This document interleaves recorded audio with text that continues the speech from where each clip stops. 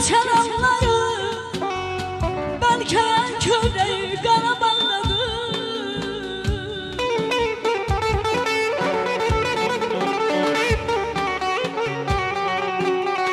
Həcərdən əhdir Xuramanların haladı çörək qara bağladı.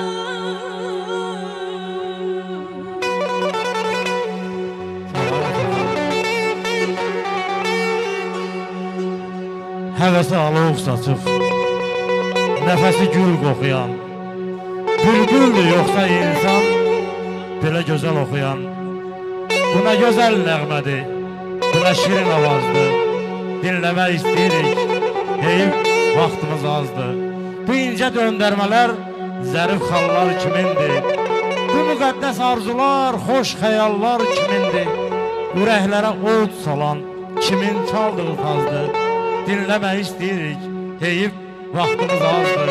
Gözəlliyi gözəli gözümüzdən qoymuruq. Dünyadan yorulmuruq, doymuruq.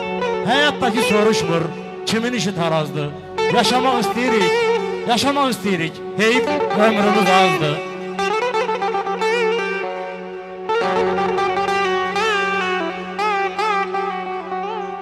Dey gözəllik də ona tayhanı.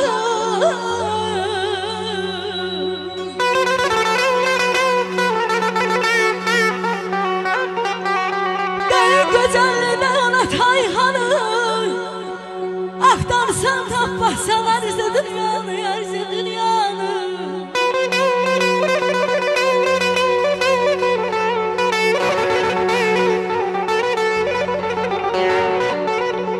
Nasip dolansa da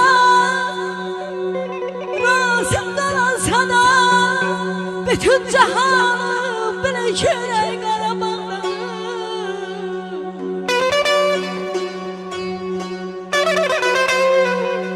Üç rəhli bayrağın səcdəgahımdır.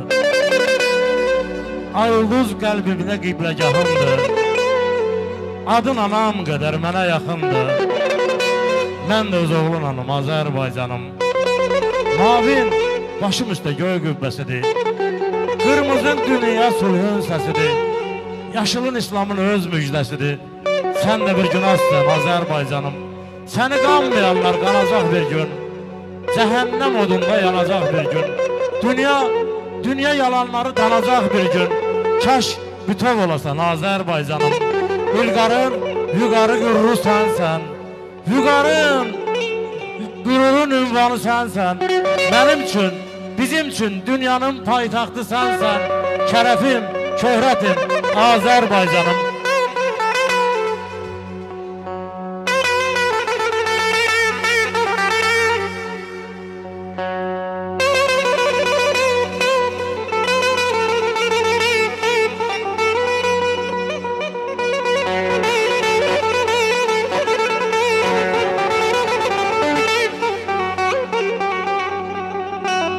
Əzim binaya dəyər, qaşlar ay balaca bəy binaya dəyər. Qara aşıq binaya dəyər, qaşlar ay balaca bəy binaya dəyər.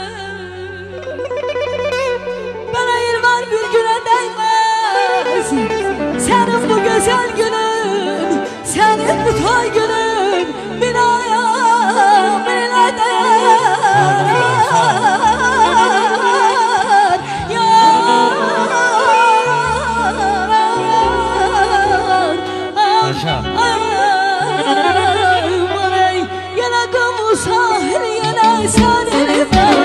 Yine gözümü düşümü